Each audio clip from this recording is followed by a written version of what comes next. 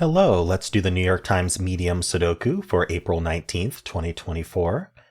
This is intended to instruct people who may not know how to solve the medium yet or want to solve it more effectively or in a more fun way. As a result, I use the mediums to teach how the techniques work and the logic behind them and what we call those techniques.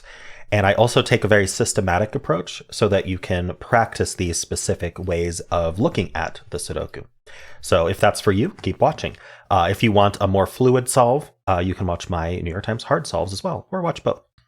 All right, so I always provide a link in the description to play the puzzle yourself in Sudoku Pad, which is the web-based software that I use. It is completely free. Go ahead and click that link if you'd like to try it yourself first or follow along. And I'm going to get started right now. So the first thing we do is we go band by band. This is a band, a row of 3 boxes, and we look for duplicate digits.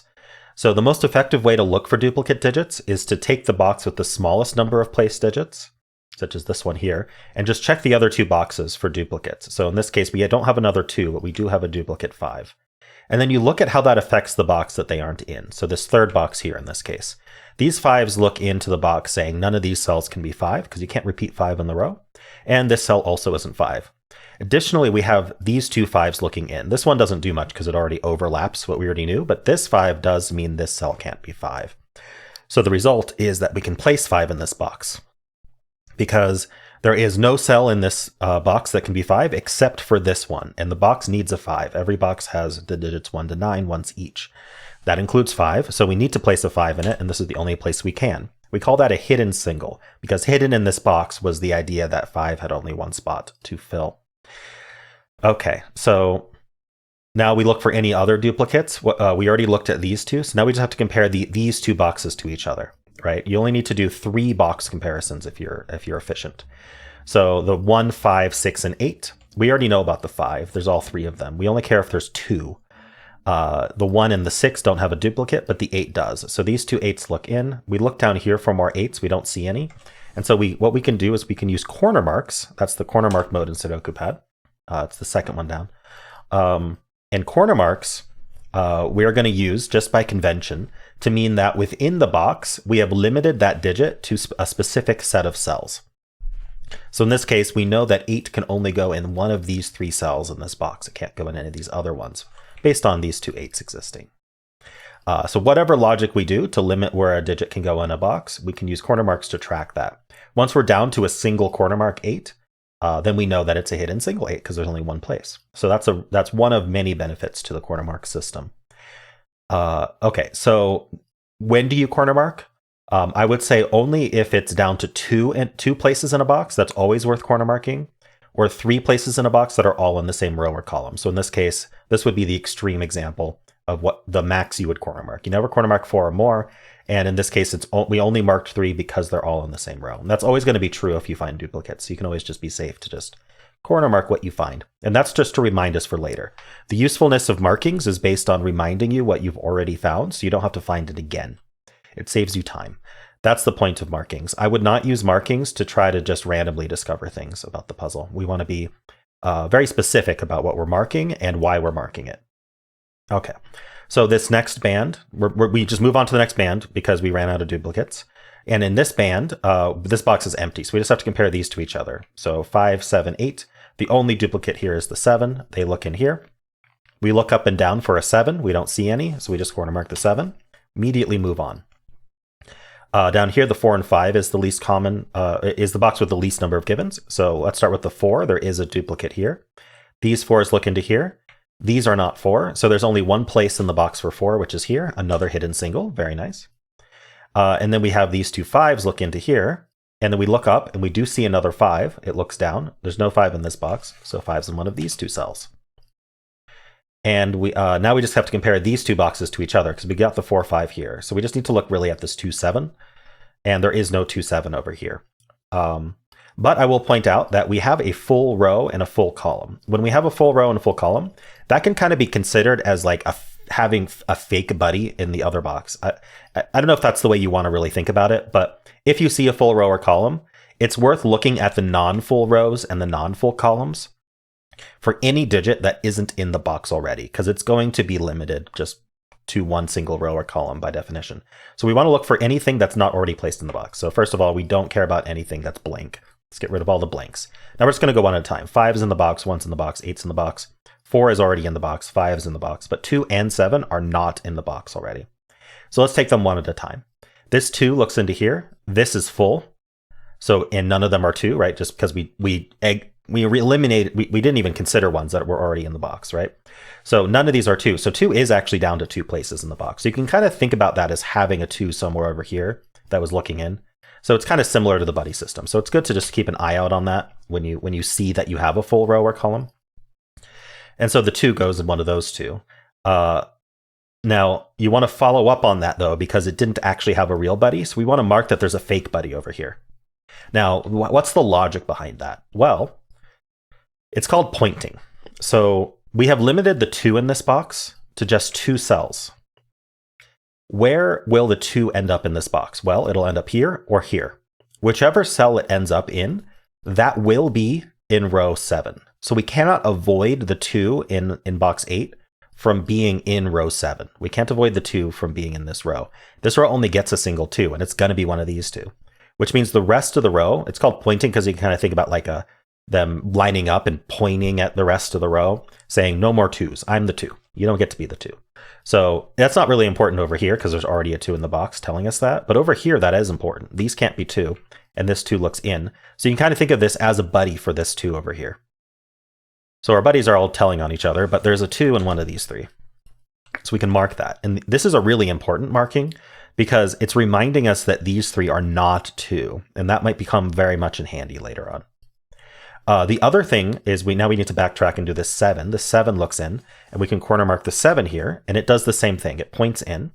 This 7 looks in, but we also have 2 7s up here looking down. So there's actually only one place in this box that can be 7, and that's because we have these 7s pointing in. We wouldn't have known that otherwise. Otherwise, we could thought the 7 could be in any of these 2 cells, right? Because we have these 2 looking down and this in. But this can't actually be a 7 because of these 7s over here. So we can place the 7 right here in a hidden single. And that removed one of our 2 corner marks, but we still have 2 left. So there's nothing to act on there. But there's an additional thing that we should have triggered in our heads here once we know about it, which is this 2 and 7 are exactly overlapping. If you have 2 digits exactly overlapping in 2 cells, then what you have found is called a hidden pair. And what we can do is we can convert those corner marks to center marks. I haven't even explained center marks yet, so let's go over this slowly. So why, when they overlap, is that important? Well, what are these corner marks actually trying to tell us? They're telling us that the 2 in this box, which must exist in this box, goes either here or here. And they're telling us that the 7 that goes in this box, that must go in this box, goes here or here. Now, we can't have the 2 and the 7 in the same cell. Hopefully what I'm saying is obvious to you. If it is, it means you're understanding. This is hopefully not too hard to understand. So we can't have the 2 and the 7 in the same cell, which means that we need 2 cells for them. And these are the 2 cells that can be them. There are no other cells that can be 2, 7. So we can't put anything else in these cells. For example, we might think that we could put a 3 here. There's no 3 in the row, there's no 3 in the box, and there's no 3 in the column. So why can't I put a 3 there? Well, the reason is because of the 2 7s. Not 2 7s, but the 2 and the 7, I should say. We could put a 2 here, or we could put a 7 here, but we can't put both, and whichever one we put will crowd out the other one. It won't be placeable. So we can't actually put the 3 there because we've broken the puzzle. We can't put both a 2 and 7 in the box, and the box needs both a 2 and 7. So we can't put a 3 there. In fact, we can't put any digit there that's not a 2 or a 7. And so what we do is we use center marks to denote that. And once we have the center marks as a pair here, we don't need the corner marks anymore, so I'm going to remove them. So center marks are a cell-centric marking. The corner marks are box-centric. The center marks are cell-centric, meaning that they're just by convention of this Snyder notation that we use. What this is telling us is that this cell will end up in the final answer. It will be a 2 or a 7 and nothing else. This cell will be a 2 or a 7 and nothing else. That's what these are telling us. So that helps us because if we eliminate a 2 or a 7 from one of these, we now have a naked single. It can only be that other digit, and we can place that digit. Now, the other thing that I'll point out is because we have this, what's called a pair in here, this was a hidden pair. Doesn't really matter. Once you find it, it's just kind of a pair, and it does things. The thing that the hidden pair does, though, specifically, is, like I said, it removed the possibility of any other digit from being in those cells. So we want to think about, well, where can those digits now go in the box? Because they still need to go in the box. So the 2 digits that were displaced out of here, we can just account for it, right? We have the 1 accounted for. We know the 2's up here somewhere. We don't know where the 3 is. So one of them is going to be a 3. I'm going to use center marks for this. We know where the 5 and the 4 and the 5 are. We don't know where the 6 is yet. So the 6 is also going to go down here. And then we know where the 7, 8, and 9 are, basically. Basically the 7, right? It doesn't matter if the 2 ends up here, the 7 ends up here, or vice versa. They're going to be up here. And so they're not down here, right? So that gives us a 3-6 pair remaining in that box, which is very handy. Now you can think about this 3-6 pair and look at this row here and say, well, the 3 and the 6 are accounted for now. One of these will be 3, one of these will be 6. That means we can't put another 3-6 in the row. So where are the other 2 digits going in this row? And what are the other 2 digits? Well, we know where the 1, 2, 3, 4, 5, 6, 7 are, but we don't know where 8, 9 are. So these cells end up being the 8, 9. So we can center mark that as well. Very, very, very handy. Okay, so we were looking for duplicates. I think we found all of them. And some quasi duplicates that I would recommend doing on the first pass.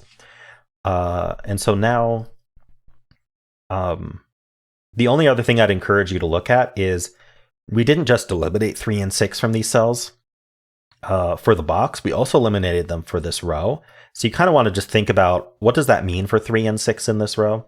Something I'm noticing is we do have a 3-6 already taken out of this one. So it's not going to be here. So we're left with these cells for 3-6, but that's plenty. We only need 2, and that's 4. So nothing really to act on there, but it is worth just taking a quick gander. Okay, so that finishes our bands. Now, you may expect this, but we're going to do the exact same thing on stacks. We're going to look for duplicates in stacks. So we have this 2, 5. 2's actually are done. We don't care. 5 doesn't have a duplicate. And then we can look for the 4 and the 7. Okay, so the 7 has a duplicate. And this 7 also looks in, and this is not a 7. So we can place the 7 as a hidden single in the box.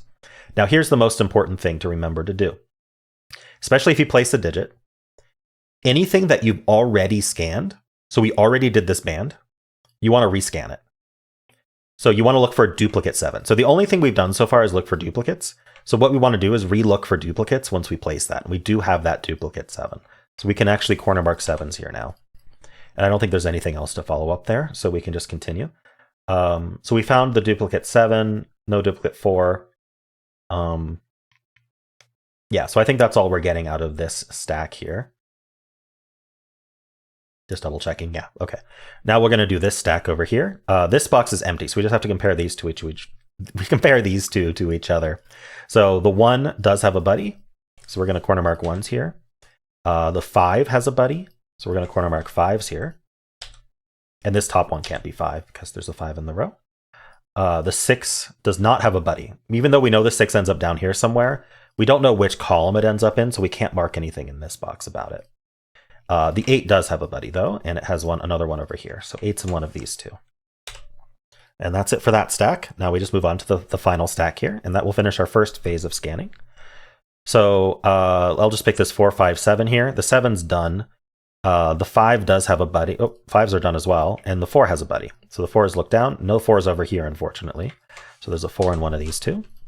And then we just have to compare these two to each other. We already took care of 5, 7. So 8 has a buddy. It looks down here, putting in 8 one of these two cells. Okay. So now we have finished our first pass on scanning. Now what we're going to do is we're going to do a box by box scan. So we're going to go through each of the 9 boxes, and we're going to look for what I call crossings.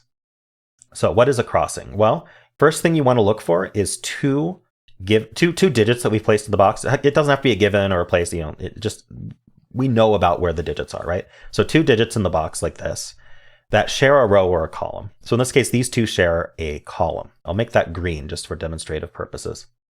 Because there's 2 digits that share a column, there's going to be 1 row that they don't occupy. You see how there's 1 row they occupy these 2 rows. There's 1 row they don't. We're gonna look at the digits that are in that row that are not also in the box. So 6 is not in the box. 8 and these are empty, so we don't care about those. 5 and 7 are in the box. So 6 and 8 are our two things we care about, two digits we care about. Then we're going to scan the two columns they don't occupy, again, not in the box. And I'll just make that blue for just a moment. But really, we just look for, we need to find a 6 or an 8 there. And we don't find an 8, but we do find a 6. So the 6 is the only thing we care about. And so often you'll find nothing. But when you do find something, it's extremely useful. So watch what happens here.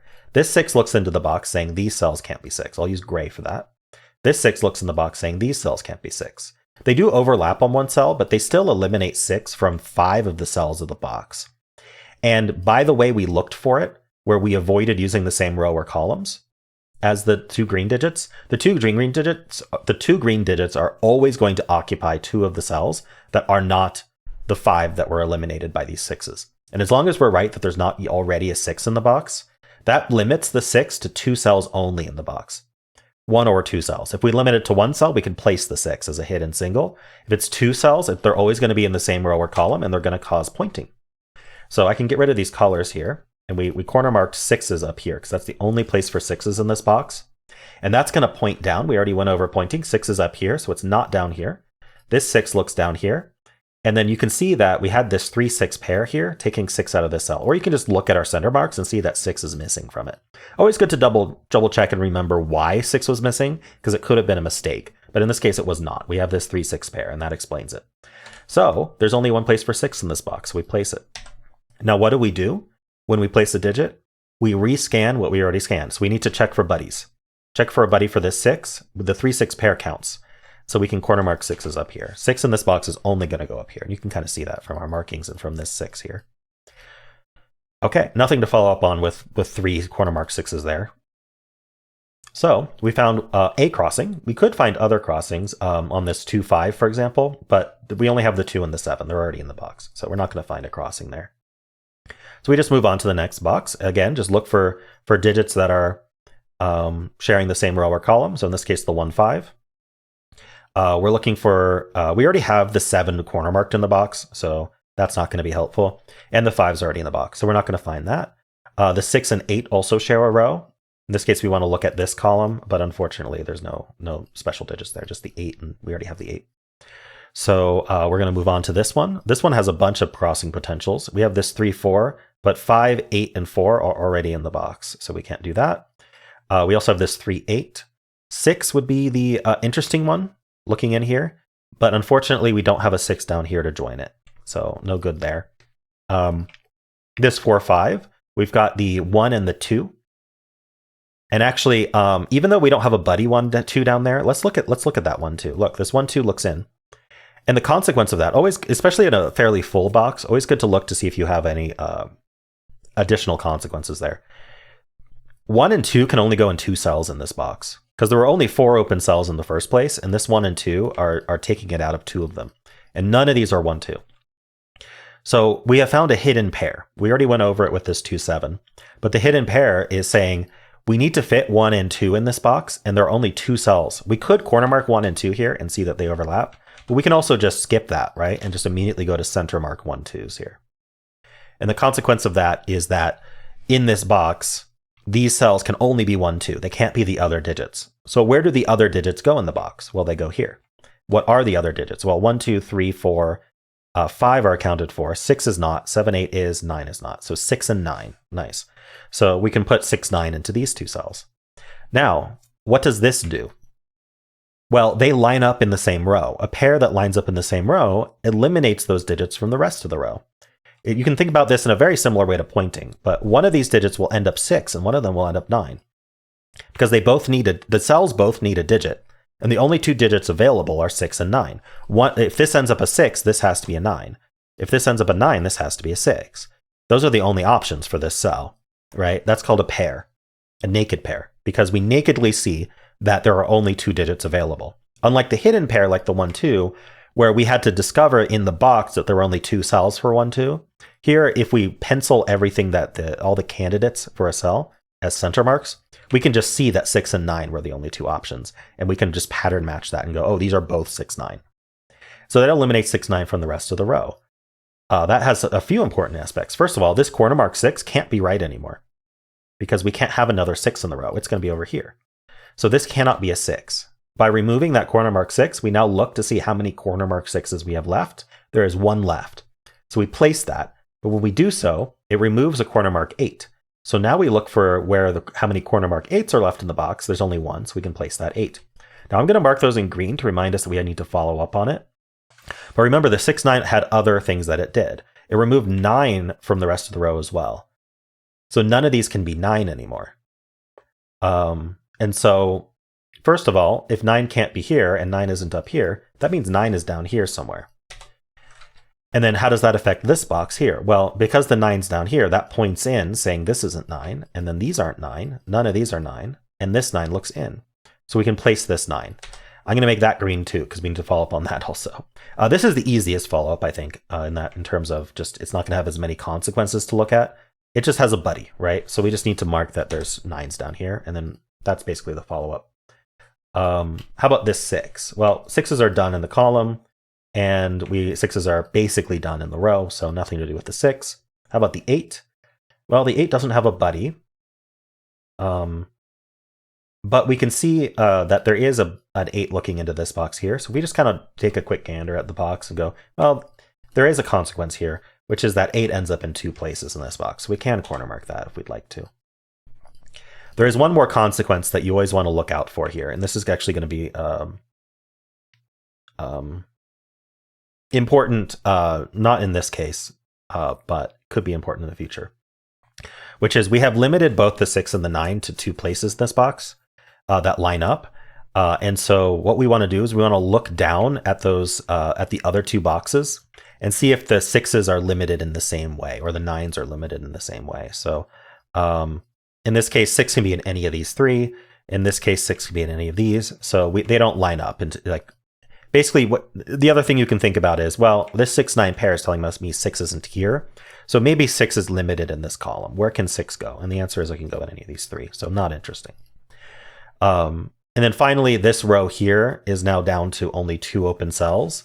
We know it's 1 and 2, and this cell can't be a 1. So actually, the question is, where does 1 go in this row? Or alternatively, what can this cell be? Either way, you'll get this is 2 and this is 1. And that resolves this 2 as well. Now, we definitely want to follow up on those. But this 2 has an immediate follow-up that we can see with our red markings. So does this one. So let's follow up on this one first. This 2, 7, remember when I said if 2 got eliminated from one of them, it had to be 7 and vice versa. So this now is a naked single 7. It can't be anything other than 7. That's just based on our center marks. So it must be 7. There's a lot to follow up on here. But let's follow up on this 7 right away and make this a 2. This 7 looks up. This is no longer 7. There's 2 places left for 7 now, but this is also no longer 7. There's only 1 place left for 7. So we can place it right here. And then that 7 eliminates this place for 7. We can place this 7 here. I'm going to green every single cell that in my head, I'm thinking I got to go back and look at those, right? I'm going to take care of the low hanging fruit first though, where I've got red markings, right? So this 2 I'm going to follow up on. I think this 2 is done being followed up on. No, it isn't because we have this. Okay, so actually I do want to do that later. So let's take care of this first because we're placing a digit, right? So this 2 looks down, removes this corner mark 2. We can place this 2. Let's make it green to make sure we follow up on it. But we do now know that we have these 2 2s here as one follow-up, and this 2 looks in, so 2's in one of these 2 cells. And now I do believe this 2 has been followed up on. I don't think there's anything like immediate to do with that, so let's get rid of that. This 2, nothing in the horizontal or vertical to really match up with that we haven't already done, so let's remove that. How about this 1? Does this 1 have a buddy anywhere, or does it like affect a box? It does have this buddy, so we can mark 1s over here. Vertically, we can just see the effect it has and see that it's not much, right? So we can remove that.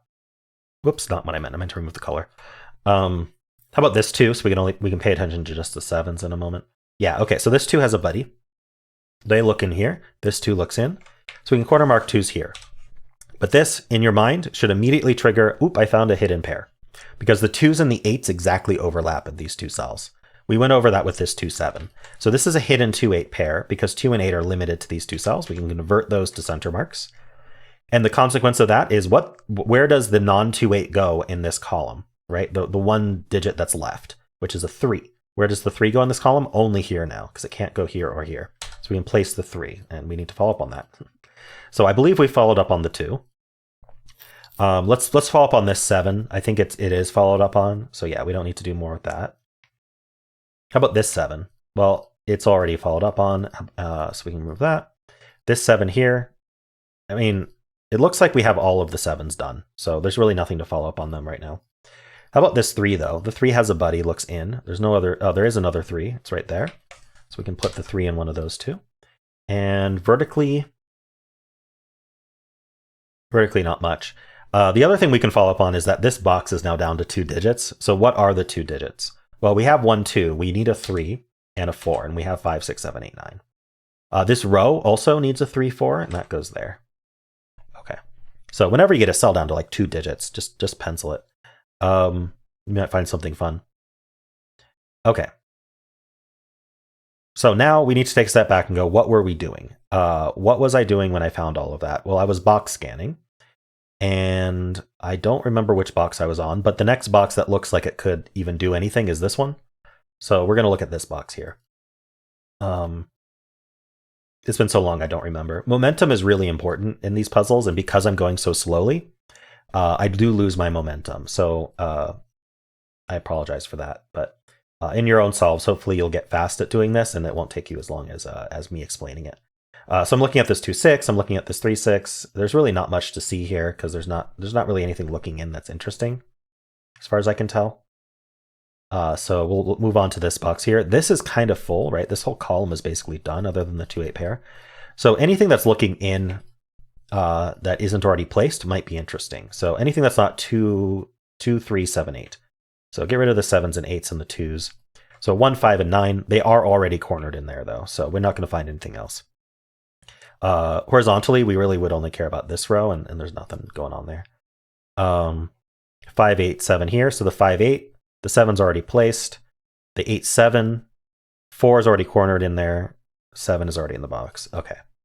How about this box here? We've got the 2, 7 here. 2, 5, and 7. So the 5, yeah, we already have that corner marked though. It looks like we already found that. 4, 6, 1, 4, and 5. The 1 would be the only interesting thing, but there's no 1 up here. This box is basically done. This box, we've got the 2, 4. We need to have 4, 5, 2, 7. Those are all in the box already. 2, 7 here. We've got 2, 3, 7, 8. So the 3 and the 8 are what I'd want to pay attention to. And we already found the 8. The 3 has nobody over here, unfortunately. So with this 3 looking down, there are 3 places 3 could be. And I don't see any way to resolve that at the moment. So I believe that's it. That's what we found. Let's look at this column real quick, because we do have these in offset. 1, 5, 7, 8. So the 1 would be the only interesting thing, but it's not, unfortunately. We need a 1 up here. Okay. So we have finished our initial scan on boxes looking for crossings, and we also found a bunch of follow-ons to take care of right away. This puzzle is looking pretty good. We're pretty close to done. The next thing you can look at, you sometimes, if you could use your judgment, you can skip this step if you think the puzzle's basically done, and just like looking at individual cells will help.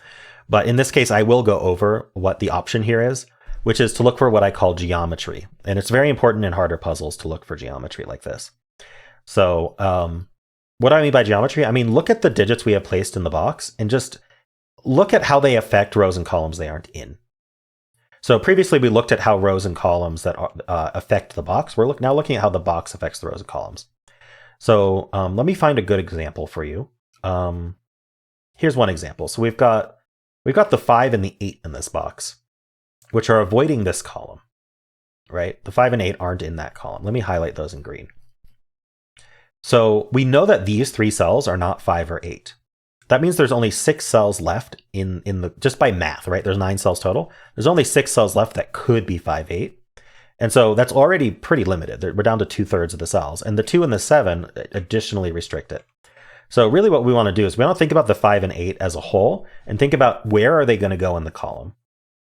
So we know that the 5 is limited to here or here, and the 8 is limited to here or here. Unfortunately, they don't overlap, so we can't really do much with it. But it is something interesting to keep in mind that in this column, 5 and 8 are pretty limited. And if we can remember that, then that can be helpful later. If not, then we'll find it some other way. That's the only thing I really see useful here because, this stuff's mostly full. So we don't really care about the rows. We just care about the columns here. So here, we're just going to look at the columns here and here as well, just because this band is basically, we already know everything we need to know about it. So I'm mostly going to look at like the this column also we don't really care about. So we're going to look at these columns and we're going to think about, we already basically thought about it, right? We need the 1, 5, and 9. Those are what are basically limited here. So there's not much to think about in this stack here. So let's look at this stack over here. And we're looking at boxes like this 5, 8, 7 is avoiding this column here, right? So I'm thinking about 5s, 8s, and 7s. We have that basically done or marked, so not helpful. We've got the 2, 4, and 5. The 2, for example, we already knew. If we didn't already know it was limited, we could find that this way. Yeah, I'm not sure there's anything to find geometrically, to be honest. We could look horizontally on this band and this band as well. Really, you can just go box by box. But I'm not convinced that we're going to find anything this way. But if you're finding yourself a little bit stuck, it's always a good thing to look at. I don't think we're stuck yet, though. So I'm going to stop looking at that, and we're gonna go on to the next phase. The next phase is to look for cells that I call are restricted cells. And when I say restricted, I mean they are down to 3 or fewer candidates. So like all of these are restricted cells because they're down to 2 candidates. But even cells that are down to 3 are interesting. So the best way to look for those are rows, columns, boxes with very few open cells left. So 4 or fewer would be my recommendation unless you get desperate. So for example, this row is down to 3. We're always looking for the one with the least open cells to look at that we haven't already looked at. So what are the digits that are missing is what we're always going to think about. And since it's down to 3 or less, we know it's always going to be worth center marking because it's going to end up with 3 or less in each. So we can just do it as we go. We're missing the 1, we have the 2, we're missing the 3. And actually, when we say we're missing the 3, well, there's only one place for 3, which we can see from this 3 and this 3. So if you're thinking about it and you can be scanning up for where that can go, this is actually the only place for 3. And now that removed a 5 corner mark from the box, making this 5. And now there's only one cell left for the row, which is 1. So the 1, 3, 5 got resolved however you'd like to resolve it. It must resolve that way. This 3 looks up, giving us this 4 and this 3, giving us this 4 as well. It finishes this 6 and 3 also. Let's make sure that we're following up. So the follow up on this 4 is to place this 4, and then that places this 4. I'm going to go a little bit faster now because the puzzle's almost done. These 4s look into here. That places this 4, which places the 5, which places the 1. We're just following our corner marks around. We just got a bunch of stuff, and if we don't highlight them, it might be hard to remember. But what's the other digit? Sometimes it's better just to go, instead of following up at this point because we're so close to done. Just go back to the row, column, or box with the least open cells and just start penciling again. So we're down to 6 and 9 here. And this 6 tells us the order. That's 9, that's 6. We can follow up on the 6s at least. Place the 6, the 2, and the 3. That places our 8 and our 2. This is no longer 6, but there's 2 places for 6 left. But the 6 did look up, giving us 9 and 6. Now there's only 1 place for 6 left. The 9 also tells us where the 8 and the 9 are in this row. This 8 tells us this has to be 8. In fact, that was down to... Oh no, I think when we placed this 9, it did it. This is just the 1, which is missing for this box. This column is missing a 9. And again, because we're targeting rows, columns, boxes with fewest open digits, we want to target the ones that are done, right? Other than 1. This is a 3. This one here is a 1. This puzzle is basically done, right? This one's a 9. This one here is a 1. We know from our corner marks here that 1 is now here and 9 is now here. And now this box is full except for our 3. And then we're down to 5, 8, 9 in this box. The 5 goes here because of this 5 looking in. We need the 8, which goes here, and the 9. And we're done. And yeah, it took me 33 minutes. That's because I am taking this systematic approach and explaining everything as I go. If you want to see me do a more hybrid, a little bit faster solve and what that looks like, you can take a look at my hard solve for today as well. And of course, if you enjoyed this, or if you have any questions, then why not leave a like, subscribe, and a kind comment below.